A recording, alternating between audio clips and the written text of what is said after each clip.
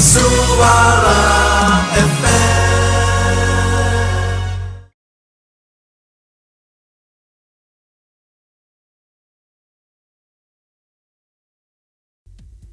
Assalamualaikum, selamat petang kepada semua pendengar-pendengar My Suara FM. Kembali lagi hari ini Khamis jam 2. Biasalah tadi kita ada bacaan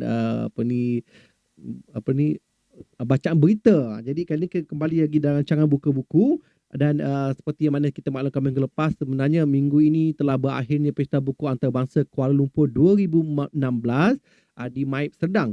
Jadi untuk hari ini kita akan memperkatakan tentang buku-buku. Macam biasalah, buku-buku kita akan membicarakan buku-buku umum, buku-buku bukan fiksyen.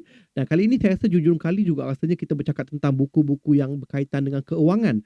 Dan kita akan membicarakan satu buku yang saya rasa tajuknya, sebenarnya saya tertarik dengan tajuk dia. Sebab biasanya buku-buku keuangan ni kalau kita lihat di pasaran, dia akan memancing kita dengan kata-kata seperti jutawan, biasa tentang wang lah. Jadi itu yang biasa menarik. Tapi hakikatnya kadang-kadang saya rasa bila saya baca buku-buku sedemikian, sebahagiannya mungkin benar dan sebahagian lagi rasanya macam tak tepat. Rasanya sebenarnya penulis tu kaya dengan buku yang dijual tu. Rasanya. Dan kali ini kita akan berbicara dengan penulis salah satu buku mengenai kewangan yang saya rasa saya tertarik dengan tajuknya yang bertajuk 6 angka menjelang 25.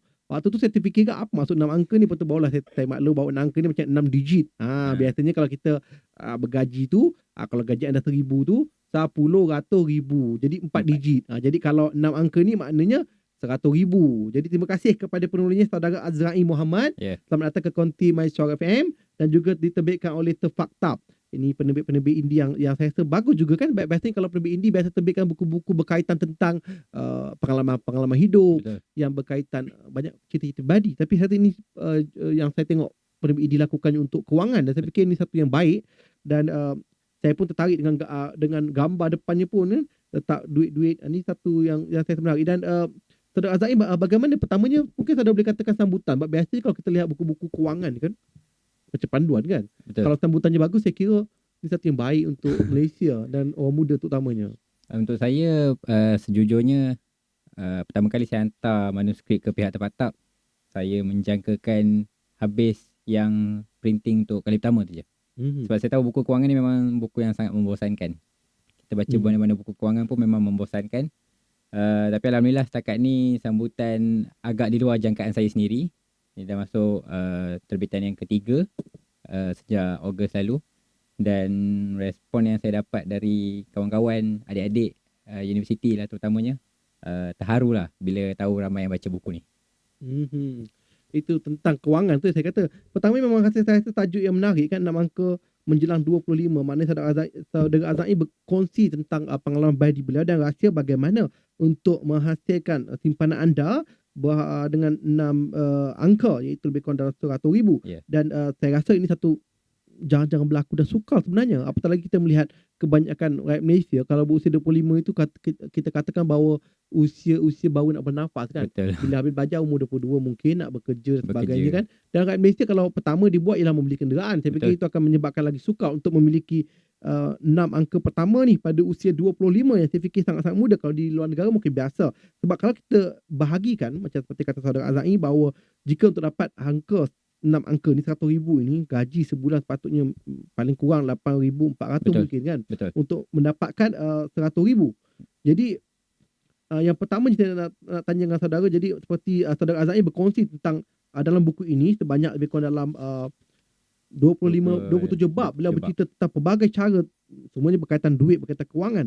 Jadi pertamanya mungkin saudara boleh dan juga sebenarnya buku ini buku yang realistik kerana saudara Azra'i sendiri telah berjaya mencapainya. Saya baca buku ini pada awalnya beliau mengatakan bahawa beliau tinggal kekurangan beberapa ribu saja waktu tulis buku ini untuk menggenapkan 1,000. Betul. So akhirnya genap Alhamdulillah saya capai 6 angka ni. Sebaik saja buku ni diterbitkan. Hari pertama diterbitkan saya dapat. Tu gaji terakhir saya. Maknanya belum tak termasuk royalti penulisan buku ni lah ya. Kalau royaltinya dah 4 kali cetak ya. Saya fikir kalau 10% tu kira masyuk juga kan. Alhamdulillah. Jadi saudara Azra'i, pertamanya mungkin saudara boleh ceritakan, ramai orang akan punya skeptikal dan sarkastik. Kadang itu satu yang tidak realistik atau tidak munasabah. Betul. Sebab macam kita tengok iklan-iklan MLM, Ada akan kaya jutawan sekarang jadi bahan sekati orang gelakkan dan sebagainya. Jadi pada pandangan saudara pertamanya, adakah dan usia sebegitu remaja 25 tahun mudah dicapai 6 angka pertama tu?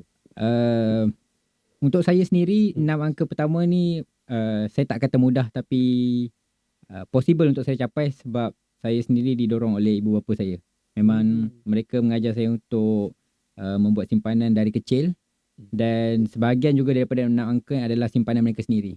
Maksudnya sebab kami adik-beradik sejak lahir memang ayah, mak dan abah dah simpan dalam tabung haji masing-masing, dan bila dah besar menyambung lah ya. Saya menyambung apa yang diorang Jadi itu pengajaran simpankan pertama ya. Lepas tu saudara Azad yang kata maknanya selain daripada anda, sebenarnya anda patut duit ni untuk anak anda. Jadi Betul. kepada semua rakyat Malaysia, golongan muda, anda mesti fikir bila anda sudah berkahwin, sebenarnya tanggungjawab pertama simpanan untuk diri anda juga untuk anak-anak anda, anak-anak kita. supaya anak-anak anda tabungan. Sebab itu dalam, saya rasa menarik bila dalam dia punya kata-kata, bukan kata-kata Allah, kata-kata penghargaan buku ini dimulakan dengan buat mama dan abah yang mengajak aku baca ringgit. Maknanya penting tu sebab kerana amalan keluarga tu dia akan berturutan kan pada anak-anak. Memang tu jadi satu budaya lah dalam kata dalam keluarga kami. Jadi kiranya macam saudara katakan bahawa seperti saudara mulakan dengan bab pertama lah dan bab kedua tabung haji. Jadi kiranya yang institusi kewangan yang pertama berbekal dalam pengalaman saudara dah tentu tabung haji lah ya. Ya, betul. Sebab masa kecil memang setiap bulan mama dan abah akan letak sedikit amount dalam kami akaun kami adik-beradik sampai usia 18. Dan dari usia 18 saya mula belajar untuk cari sendiri. Saya sebenarnya jarang untuk berniaga ataupun berniaga secara serius masa belajar. Cuma saya banyak tekankan kepada menyimpan ataupun boleh kata tak membazir duit lah. Sebab biasanya contoh macam duit PTPTN, kita dapat satu sem berapa? 2,000, 3,000. 2,000, 3,000 untuk student sebenarnya agak banyak. Tapi bila kita bazirkan ke air kopi yang mahal, telefon yang mahal, duit tu hilang. Air kopi tu menyebabkan saya terasa. Sebab sebagai penggemar kopi tak apa. Itu sebabnya kenapa saya tidak memiliki 6 angka pertama dan usia 25 dan 35 sekarang usia saya. Masih satu yang utopia ya sebenarnya. Okey, saya tertarik bila saudara katakan tentang budaya menyimpan tu, iaitu ibu bapa membantu simpanan anak-anak hingga usianya 18 tahun. Betul. Dan maknanya kalau ikut usia 25 maknanya saudara berbaki 7 tahun. Betul. Jadi kalau nak dibahagikan dari sudut peratusan antara simpanan keluarga, dan banyak yang saudara top up tu ada angka peratusannya. Okey, kalau didedahkan secara betulnya dalam 60% adalah duit saya sendiri dan 40% adalah duit ibu Maknanya bapa. dalam tempoh 7 tahun tu saudara boleh buat simpanan lebih banyak pada mak dan ayah simpankan dalam tempoh 17-18 tahun tu ya? Betul. Maknanya kena diri sendirilah. Dia taktik dia sebenarnya guna simpanan tu untuk buat lagi lebih banyak duit. Wow. Dan okey, kalau saudara katakan tentang saudara tidak berniaga, jadi hanya simpanan saja kan, maknanya kurangkan perbelanjaan. Betul. Maknanya keseluruhan simpanan saudara 7 tahun ni berpunca daripada wang PTPTN saja? Tak. Dalam ni saya ada cerita kenapa saya tak buat PTPTN. Oh. Sebab saya tak nak berhutang dan saya berhutang dengan ibu bapa saya. Maksudnya sebab mungkin mereka mampu untuk membiayai pengajian saya, dan sekarang saya membayar hutang saya kepada mereka lah. Sebab masa saya belajar mereka dah tanggung, dan sekarang saya orang lain akan bayar ke PTPTN dan saya pula akan bayar ke ibu bapa. Tapi tak bermakna kalau kita buat PTPTN kita tak boleh buat sebarang simpanan ataupun pelaburan. Sebab duit yang saya terima dari ibu bapa semasa belajar adalah sama banyak dengan kawan-kawan yang dapat PTPTN. Ya. Memang saya sendiri tetapkan jumlah tu supaya tak lebih. Jadi kalau dalam bab takwa saudara mengatakan tentang bab 2 tabung haji, bab 3 ASB, amanah simpanan berhad, bab 4 beasiswa, bab 5 loan ASB, bab 6 PTPTN. Jadi semua tentang kewangan dan institusi kewangan. Jadi apa yang kesimpulan saudara pada ke semua aspek tu? Sebab saya sendiri tekankan untuk kita buat duit, pertama kita kena belajar macam mana nak menyimpan.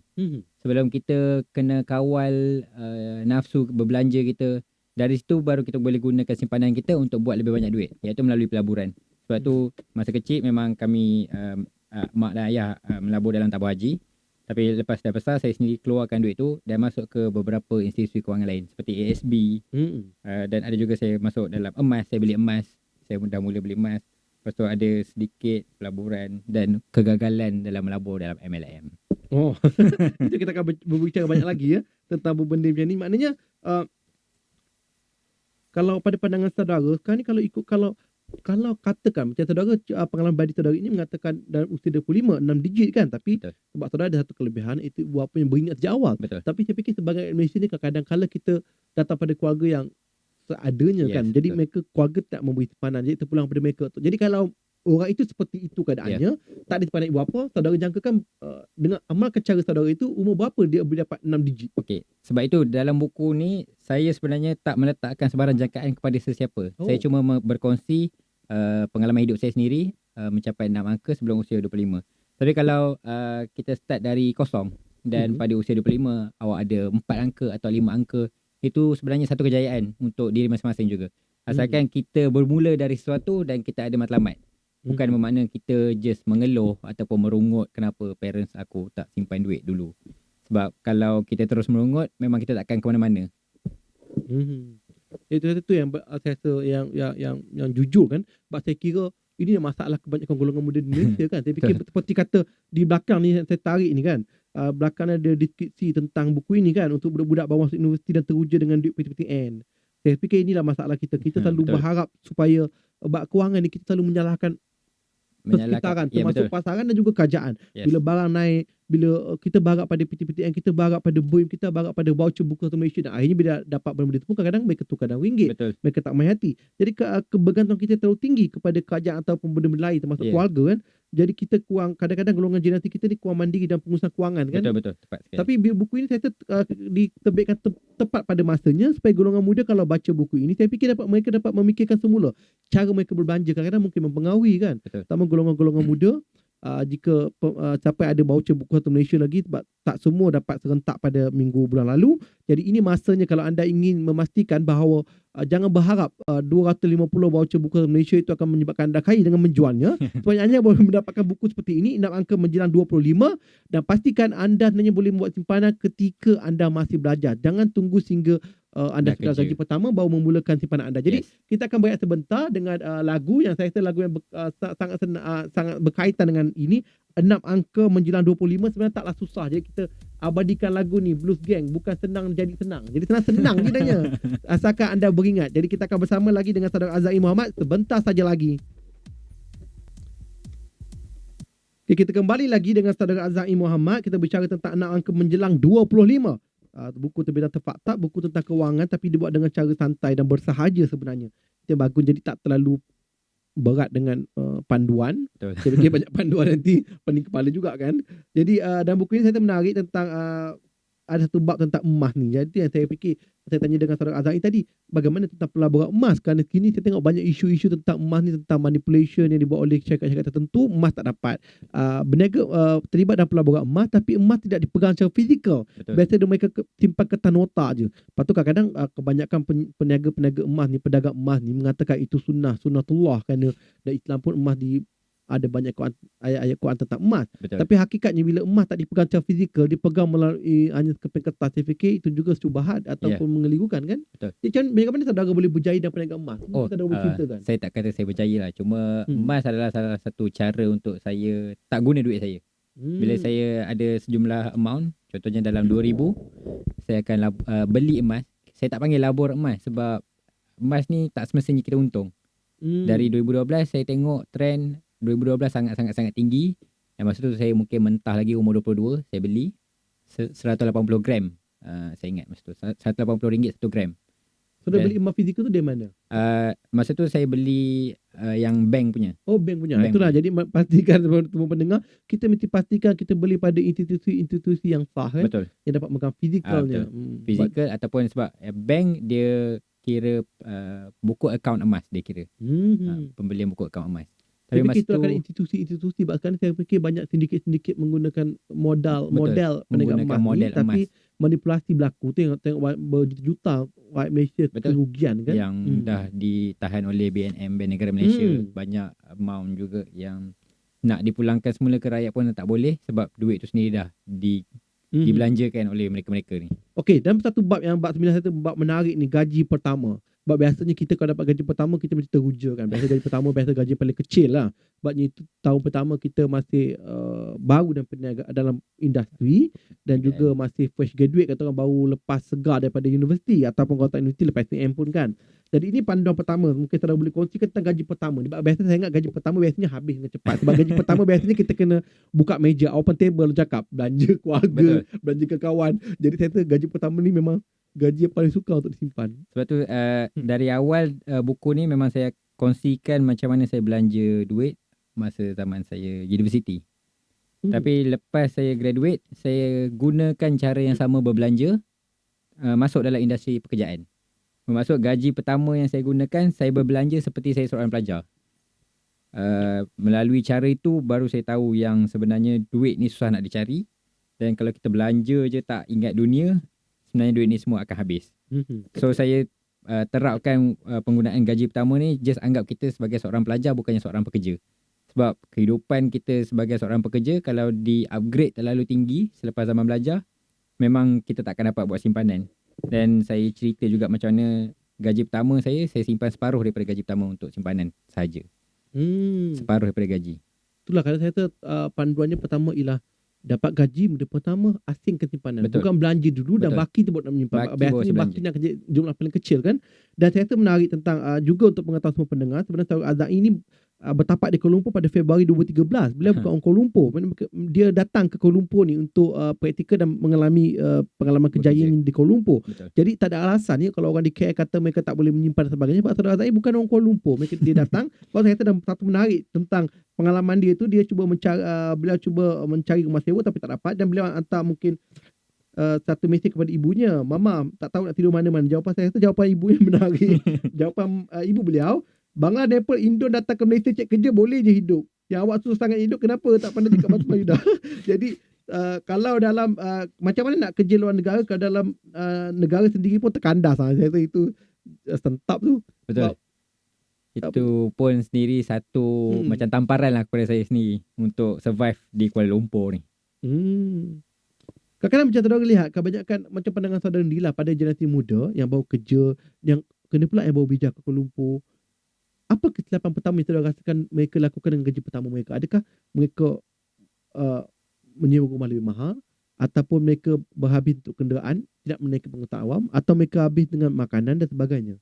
Saya rasa dua yang paling yang boleh jadi satu kesilapan untuk kita yang especially berhijrah ke Kuala Lumpur. Pertama, beli kereta yang kita nak. Beli kereta yang kita nak untuk pergi ke kerja. Untuk pergi kerja. Sebab kita baru nak start kerja dan kita dah tanggung habiskan, liability hutang. kita dah letak komitmen 7 tahun atau 9 tahun kita bekerja Betul-betul. untuk bayar kereta. Sedangkan kita baru kerja sebulan, 2 bulan.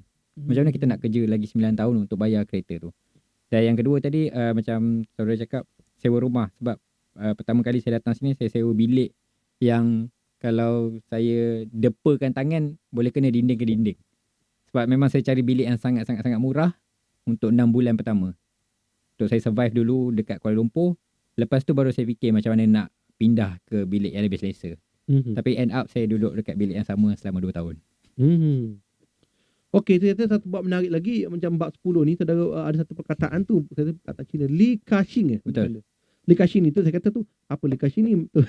Ni satu ilmu apa? Sebab macam saudara katakan ni, terdapat banyak panduan-panduan yang orang katakan tentang panduan-panduan menjadi kaya seluruh dunia. Betul. Donald Trump lah, Rich Dad Poor Dad, pakai internet Malaysia, marketing power lah sebagainya. Jadi mungkin saya tu menarik di perkataan Li Ka-shing ni, mungkin saudara boleh cerita sikit. Li Ka-shing ni sebenarnya adalah seorang billionaire dari Hong Kong atau China, tak silap saya. Dan dia sendiri menasihati kita, menasihati dia punya pembaca. Seorang billionaire menasihati kita dengan situasi gaji sebanyak 2,000 sebulan. Itu nasihat pertama dia. Kalau kita kerja di Malaysia, RM2,000. Kalau kita kerja di UK, £2,000. Tak kisah kerja di mana-mana, tapi gunakan 2,000 sebulan. Dan dia ada bagi 5 tips macam mana nak survive dengan 2,000 sebulan. Dari situ dia boleh jadi seorang billionaire. So menggunakan tips Li Ka-shing ni saya rasa praktikal untuk semua orang. Tak semestinya kena saya ambil contoh Donald Trump. Donald Trump ayah dia sendiri memang seorang hartawan. So tips dari dia memang terus juta-juta. Tapi bila datang satu tips yang bagi how do you survive with 2,000 per month. Kita semua gaji 2,000 sebulan. So itu praktikal. Malaysia betul. memang tu kan. So, Gaji kita kan minimum 1,000. gaji saya rasa purata macam kerajaan dedahkan purata gaji kat Malaysia dah 4,000 lebih kan. Betul. Saya So fikir dalam satu yang kalau 2000 ni saya rasa praktikal untuk semua orang. Dan dari situ dia ada cerita kalau gaji kita dah naik, kita boleh naikkan sebahagian daripada kita punya perbelanjaan. Tapi ikut kepada tips-tips yang diberi. Ada 5 tips semuanya. Jadi itu yang kita memperkatakan tentang gaji pertama tu kan. Maksudnya pentingnya gaji pertama ni, yalah benda pertama kita mesti uruskan dengan baik sebabnya dia akan meninggalkan momen-momen berikutnya kan. Betul. Dan satu bab yang saya menarik juga bila perkahwinan kan. Saya fikir kalau saya dalam buku ni pun ada disentuh dalam bab 11 kan. Betul. Mama nak kahwin, ni macam tajuk lagu kan. Lagu Mama kahwin kat aku tu kan. Jadi lebih kalau kita lihat kat Malaysia puratanya kita akan yang pelik di Malaysia, golongan yang sangat profesional yang gaji lebih tinggi, mereka biasa kahwin lewat. Biasa 30 dan sebagainya. Tapi golongan yang peliknya lagi, dalam golongan profesional yang bergaji lebih baik itu berkahwin lewat, golongan yang berpendapatan rendah atau sederhana yang biasanya gaji bawah 2,000 lepas samping dan sebagainya berkahwin lebih awal. Betul. Kadang-kadang mereka berkahwin umur 22, 25. Jadi perkahwinan ni pun satu masalah. Kerana kalau kita lihat antara punca kebankrapan rakyat Malaysia ni kerana hutang peribadi juga. Hutang peribadi. Hutang peribadi dengan institusi. Kerana saya tengok kebanyakan kawan-kawan saya yang saya kenali, kebanyakan bila berkahwin ni tak cukup kewangan. Jadi Betul. kalau keluarga kaya itu alhamdulillah keluarga akan sponsor majlis itu. Tapi kalau keluarga tidak berada, biasanya mereka akan mengambil pinjaman peribadi paling minimum 10,000 untuk menjaga perkahwinan. Dan bila berkahwin mereka terpaksa membayar sedikit demi sedikit. Dan ada satu kes yang saya rasa sangat cynical sekali, apabila dia berkahwin tak setahun kemudian bercerai tapi loan masih tak dibayar. Saya fikir ni tu masalah. Bayar loan tu rasa pilu. Sebab kita bayar bulan-bulan tapi perkahwinan tak seperti yang kita jangka lah. Dia saudara pun ada impian yang sama waktu nak berkahwin waktu usia muda. Tapi betul. Daripada awal memang lah siapa tak nak kahwin kan. Dan saya pun ada bincang dengan my mom. Dia kata boleh kahwin. Tapi saya pun perasan perkahwinan ni jadi mahal sebab masyarakat sebenarnya. Kalau kita prepare kahwin, nanti ada makcik cakap, pelamin tu buruk. Kenapa pelamin tak lawa? Dan makcik ni sendiri yang menambah harga pelamin kita tadi. So dekat situ sebenarnya kita kena kuat. Kita nak kahwin bukannya orang lain. So berapa duit yang kita ada, kalau boleh kahwin lah dengan banyak tu. Sebab buat loan untuk perkahwinan bukannya satu good debt. Bukannya satu pinjaman yang memberi kesan positif. Kita kena bayar sesuatu yang kita habiskan dalam masa sehari. So tu bukannya sesuatu yang sangat bagus lah saya kira untuk kewangan. Jadi itulah. Perkahwinan ni bukan satu pelaburan semata ya. Ya. Sebab kalau perkahwinan ni kebanyakan Malaysia berbanja mewah untuk perkahwinan. Satu hari ni bukan untuk pasangan mereka, untuk meraihkan rakan-rakan mereka kan. Jadi itu yang kepada semua pendengar, anda kena berhati-hati dengan perkahwinan ni kan. Supaya jangan simpanan anda berapa tahun tu akan habis. Jadi ada yang kahwin sampai 10,000 ke atas 50,000. Dan kadang hakikatnya sunnah ni mengatakan bahawa wanita yang baik yang paling rendah mahalnya kan. Betul. Jadi itu yang kena berhati-hati. Yang paling penting adalah kehidupan anda selepas sahaja berkahwin. Kita akan berehat sebentar dan kita akan kembali lagi. Sebenarnya banyak kebaikan buku ini tentang banyak kewangan. Saya pun dapat membaca sebahagiannya dan saya kata memang ini benda biasa kita lalui, tentang simpanan, tentang pelaburan, tentang emas, tentang pemikiran kita tentang perkahwinan. Dan dalam tadi saudara Azai berkatakan tentang likasing ni, saya rasa itulah paling penting ialah kita mesti mempunyai satu buku ataupun satu idola tentang kewangan. Itu penting saya kan. Bila kita ada satu idola, kita ada satu sasaran yang kita ingin mencontohinya. Ada satu guideline. Ya, macam kita meminati mungkin artis. Betul. Jadi benda sama kita patut buat dalam industri kewangan kita juga. Dan kita minta letak contoh supaya kita boleh meniru. Kalau tak dapat banyak, mungkin kita dapat 10% daripada ilmu beliau kan. Ya, betul. Jadi macam saudara Azai meletakkan Lee Ka-shing tu sebagai satu idola, satu benchmark dia. Dan saya ingat saya pun begitu juga waktu saya usia muda dulu, saya pun telah membaca buku dalam bahasa Melayu tentang Azizi Ali. Tapi sampai ke hari ni saya tak berjaya membeli. Tapi saya cuba melembutkan hati saya menerima hakikat bahawa Azizi Ali dulu, tak silap saya, dia ada seorang juruterbang profesional. So saya fikir, okey, juruterbang gaji mahal. Itu alasan untuk menjedakkan hati. Kita akan kembali lagi sebentar saja lagi. Okey, kita kembali lagi dengan bicara buku 6 angka menjelang 25, saudara Azai Muhammad, Fakta Media ya. Kita akan bercakap tentang buku tentang kewangan, bagaimana perbelanjaan dan pelaburan. Ini yang, dan buku ini sebenarnya saya rasa buku yang sangat santai. Biasa saya tengok buku panduan tu pendek macam ni, saudara menceritakan dari sudut peribadi kan, dan juga ada catatan-catatan bentuk peribadi. Jadi benda yang sangat macam bersahaja lah. Jadi kita ada satu bab juga yang saya menarik, ialah macam saudara katakan bab cepat kaya ni kan. MLM ni saya rasa yang banyak orang terpedaya, terutama golongan-golongan lepasan universiti dan ketika belajar. Betul. Biasanya sebab tu dulu saya ingat ada satu tema kereta apa anda pakai, tapi selepas 10 tahun kita tengok kereta biasa juga dia pakai kan. Dan saya ingat dulu rakan saya di Universiti Teknik Malaysia dulu diiktiraf sebagai jutawan termuda oleh satu jenama MLM. Sebenarnya saya fikir dia jutawan bukan sebab apa, sebab kami semua masuk bawah dia. RM1.60 kan. Tapi akhirnya kami cuma dapat mengangkat seorang jutawan dan kami semua melabur kepada dia. Saya rasa baik kita sedekah dekat dia kan. Betul. Bila kerja jutawan lebih bertahan lebih lama. Ya, saudara pun membuat ketapan pertama pernah sertai MLM juga ya? Oh betul, sangat. Selepas saya habis SPM, saya ada join satu. Dan masa diploma pun saya ada join satu. So kalau tak masuk MLM ni, saya rasa saya lagi cepat kaya kot. Oh. Tapi sebenarnya saya rasa MLM ni ada yang betul. Tapi yang betul tu dia punya benefit tak begitu menarik. Betul. Ramai yang tak sedar dan tak minat. Contohnya saya ingat MLM yang sebenarnya yang bertahan di seluruh dunia Malaysia seperti Avon. Ya. Avon, lepas tu ada satu dua lagi, tapi memang tak menarik lah sebab dia beri kita punya percentage discount pun tak begitu, discount runcit pun tak begitu besar, dan dia tak ada imbuan-imbuan macam rumah, kewangan, melancong ke luar negara dan juga kereta kan. Dia MLM yang kalau kita masuk kita dapat produk. Macam Avon. Ya, tapi tak menguntungkan, tak besar lah, pasal ramai orang tak berminat kan. Betul, kita ramai yang nak join MLM, tak nak dapat produk, kita nak dapat duit. Dan saya kata dalam kewangan dua benda penting. Yang pertama ialah bagaimana cara anda belanja. Kedua, bagaimana anda melaburkan wang anda. Dan ini ada saudara ceritakan dalam bab 14 dan juga bab 16. Mungkin kita nak berceritakan tentang pelaburan dulu. Pelaburan pada diri sendiri. Ini tu menarik kan ni? Betul, sebab saya rasa yang jarang sekali kita buat sebenarnya adalah macam tadi saya cakap, kita dapat gaji pertama, kita beli kereta. Sebenarnya itu adalah satu spending ataupun perbelanjaan kepada kereta, bukan kepada diri kita.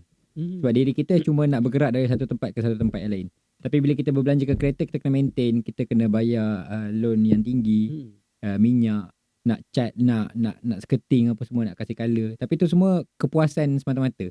Tapi pelaburan di diri sendiri, kepada diri sendiri, pada saya adalah lagi penting.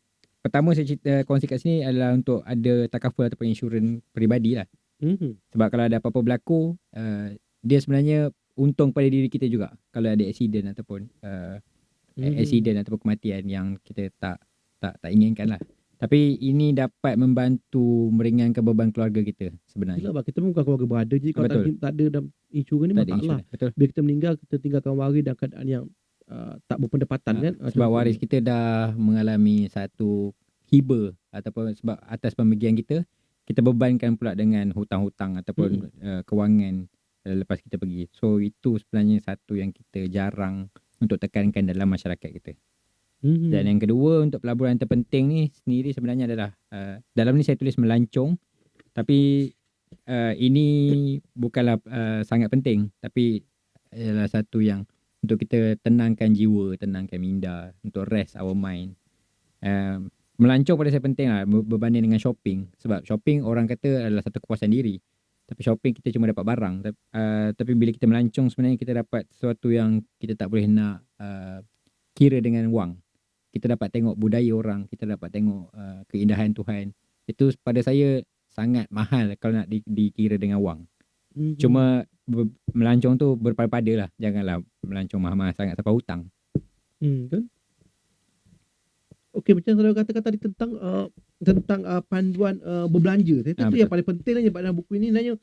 Sebab saudara mengatakan bahawa saudara mendapat 6 angka pada usia 25 tu tanpa saudara terlibat dalam perniagaan atau pelaburan yang besar-besar. Sebaliknya saudara hanya mengawal perbelanjaan, iaitu menyimpan dengan apa yang ada, gaji dan sumber-sumber lain, menyimpan, dan timpan itu akhirnya boleh berkembang hingga mencecah 6 angka. Betul. Sebab kalau kita kira ramai yang nasihatkan kita untuk berniaga, melabur berniaga dan duit akan berkembang. Tapi dalam masa yang sama, kalau kita tak reti nak simpan duit, kita dapat semua pelaburan, dapat semua keuntungan, habis. Maksudnya kita laburkan 1,000, kita dapat untung 100, tapi kita belanja 2,000. Pelaburan pun hilang, untung pun hilang. Sebab tu dalam semua bab yang saya kongsi dalam ni, kebanyakannya adalah mengenai sejarah hidup saya sendiri. Tapi bila masuk bab 16 ni, saya cuba simpulkan betapa pentingnya perbelanjaan tu sendiri. Sebab kita ada 1,000 gaji, dan macam mana 1,000 ni kita boleh simpan 500 dan kita berbelanja 500 lagi. Instead of kita ada 1,000 gaji tapi kita berbelanja sampai 2,000. Sebenarnya itu adalah satu kehilangan yang sangat besar. Sebab kita dah spend masa kita untuk dapat gaji, tapi gaji yang kita dapat tu kita spend ke something else yang tak patut lah sebenarnya. Jadi satu saya rasa yang menarik juga tentang 1415 ni, sedang mengatakan tentang telefon pintar bijak bestari. Saya fikir ini kegilaan rakyat Malaysia, dan sebagaimana kita dimaklumkan oleh laporan-laporan perdagangan bahawa Malaysia antara negara yang tinggi dari sudut akses dan juga pembelian Betul. kepada gadget dan juga telefon pintar. Ya, sangat. Bahkan kita juga untuk semua media sosial termasuk Twitter, Instagram rakyat Malaysia antara tertinggi penggunaannya. 5 negara tertinggi di seluruh dunia kalau Betul. ikut kapasiti negara dengan populasi penduduk. Jadi kita ada cerita tentang ini, dan saya fikir ini kenapa masalah kita sebenarnya. Saya fikir sebab saya lihat walaupun pendapatannya kurang, orang kita sangat berhabis dengan telefon pintar. Bahkan bila mereka telah memiliki iPhone, mungkin iPhone 6, mereka akan menunggu iPhone 7. Betul. Dan ini menjadikan mereka berhabis untuk teknologi. Dan macam saudara katakan abang ini, saudara mungkin dulunya ada Nokia Express Music tahun 2007. Dan saudara beli dengan harga ringgit Malaysia RM600, tapi hingga kini saudara bukanlah berhabis sangat. Jadi ini mungkin satu yang saudara boleh kongsikan tentang teknologi. Saya fikir ramai orang tu obsesi yang Betul. tinggi kepada teknologi kan, menyebabkan mereka mempunyai budget tinggi, walhal sebenarnya itu bukan satu pelaburan kerana ia tak menguntungkan mereka, kecuali lah mereka ni memang jenis-jenis macam artis Buat kan, income, ya. artis mereka nak kena update selalu supaya Betul. mereka menaikkan rating dan populariti. Sebab satu penyakit saya rasa, tech obsess ni, kita terlalu obses kepada teknologi. Teknologi adalah suatu benda yang sentiasa up to date. Kalau hari ni ada iPhone 5, esok akan ada iPhone 6, lusa akan ada iPhone 7. Kalau kita kejar, kita takkan dapat menang dengan pertandingan ni. So sebab tu saya rasa dia ikut kemampuan dan ikut apa yang kita perlukan sebenarnya. Sebagai contoh, kita komplain iPhone gaji sama dengan sebulan kerja. Tapi sebenarnya kenapa kita berbelanja sebulan kerja kita, sebulan gaji kita untuk membeli satu telefon pintar yang walaupun kita guna hari-hari, tapi kita tak guna terlalu lama. So kalau betul nak beli juga telefon pintar boleh. Cuma kita simpan, jangan sampai buat loan, jangan sampai berhutang semata-mata nak beli telefon pintar yang sangat mahal ni. Dan saya tengok sekarang ni ada satu kegilaan pemain industri ialah mereka menawarkan pembelian telefon.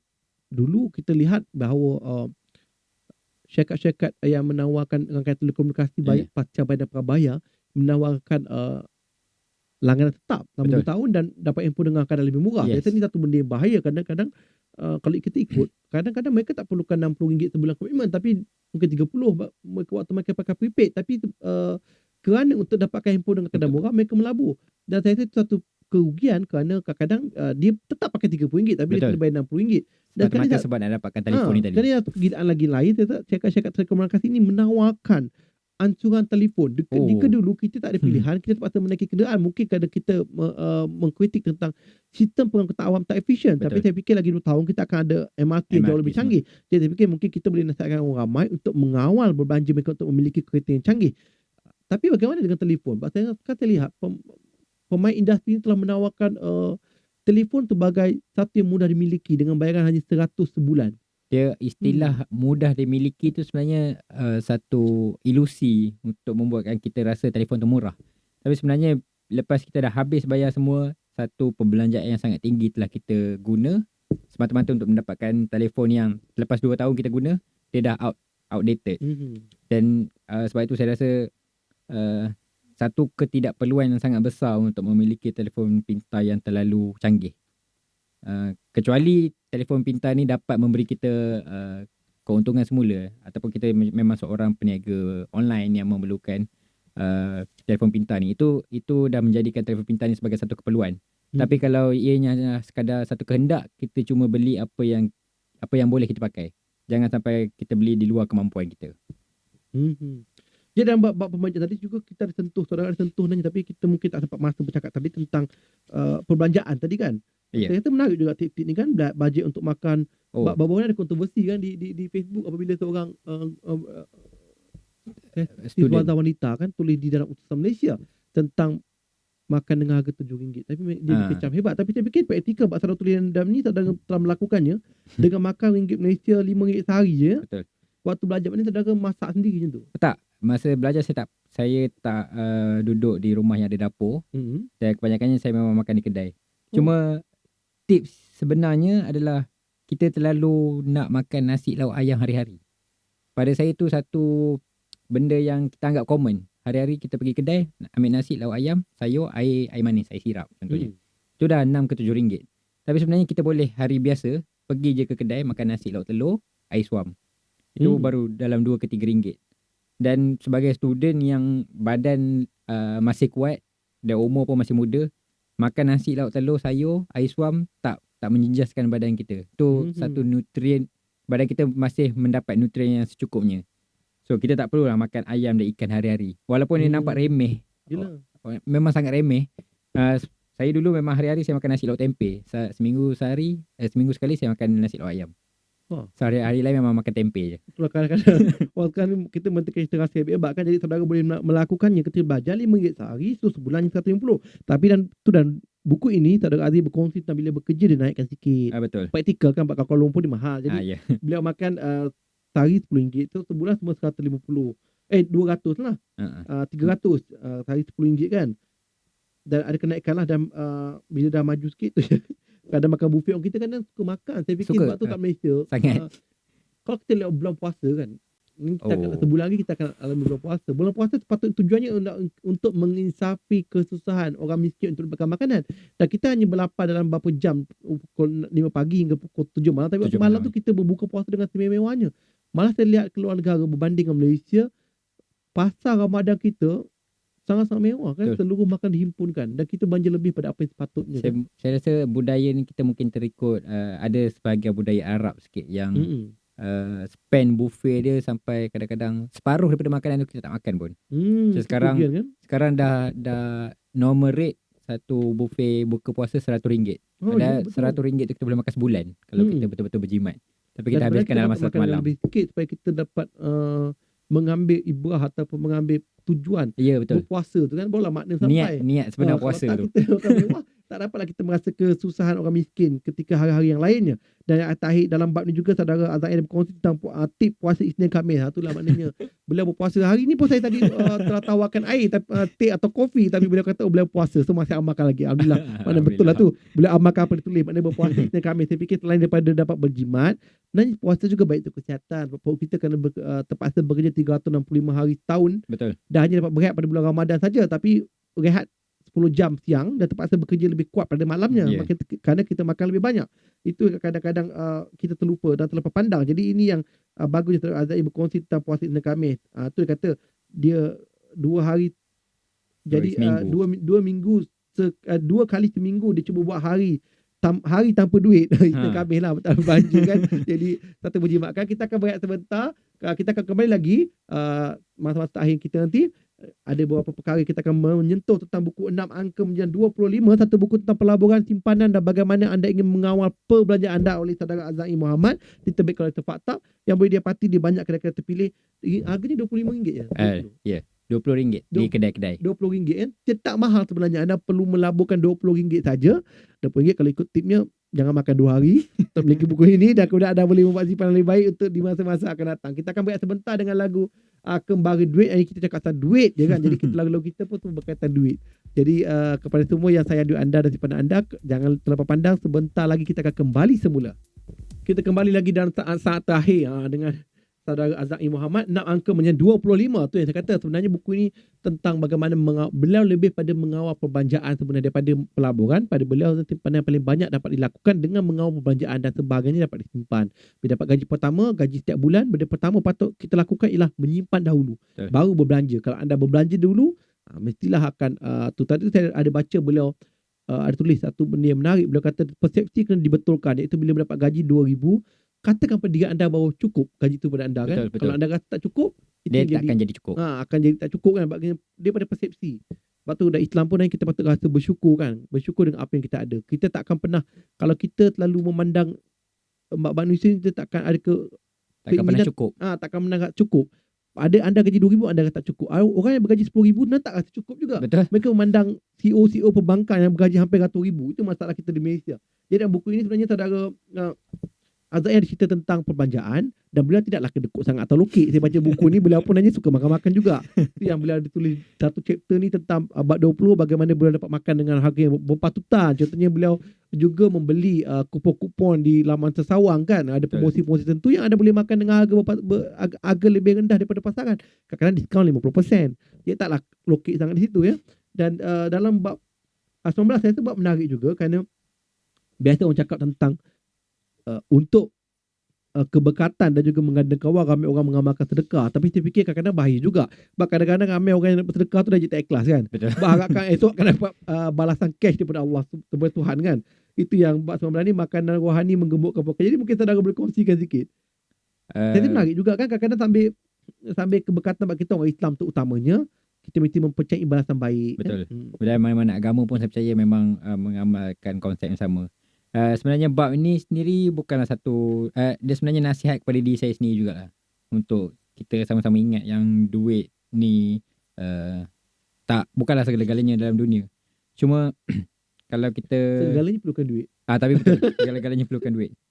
Cuma dalam ni saya ada cerita sebab nenek ada pesan untuk murahkan rezeki. Rezeki bukan bermaksud duit. Bukannya bermaksud RM1,000 RM. Tapi rezeki dalam konsep yang lebih luas. Banyakkan solat duha, banyakkan bersedekah. Sebab kalau kita kira, kadang-kadang kita pergi makan kat kedai nasi campur dan kita minta ayam kepak dengan makcik nasi campur. Dia kata ayam kepak dah habis dik. Tu maksudnya rezeki kita hari tu tak murah. Tak semurah kawan-kawan yang dapat ayam kepak pada hari tu. Tu juga salah satu rezeki pada saya. Dan sebab tu saya cuba menggunakan konsep yang lebih kerohanian ni untuk mengingatkan saya sendiri kepada perkara-perkara demikian. Dan juga ada satu yang saya quote Mahatma Gandhi dalam ni, the world has enough for everyone's need but not for everyone's greed. Sebab kaya mana pun kita tak akan pernah cukup.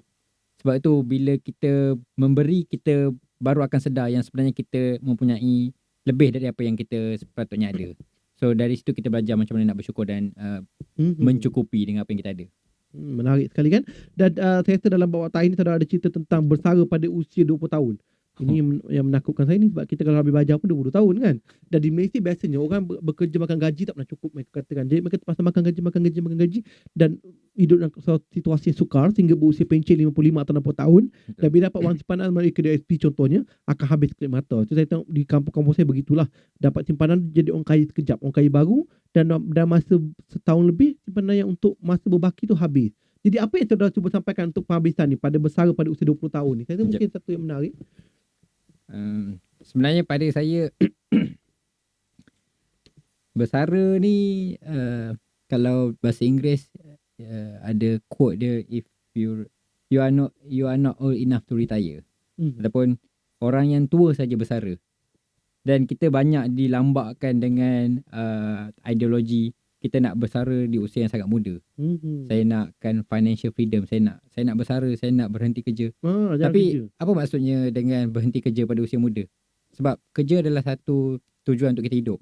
Bukanlah kita kata tujuan kita hidup masuk pagi pukul 8 habis pukul 5. Tapi sebagai manusia, even mana-mana makhluk, haiwan sendiri dia keluar pada pagi, waktu pagi mencari makanan. Itulah satu pekerjaan. Dan kita juga mencari makanan, kita mencari rezeki, itu semua adalah sebahagian daripada tanggungjawab kita sebagai manusia, sebagai makhluk.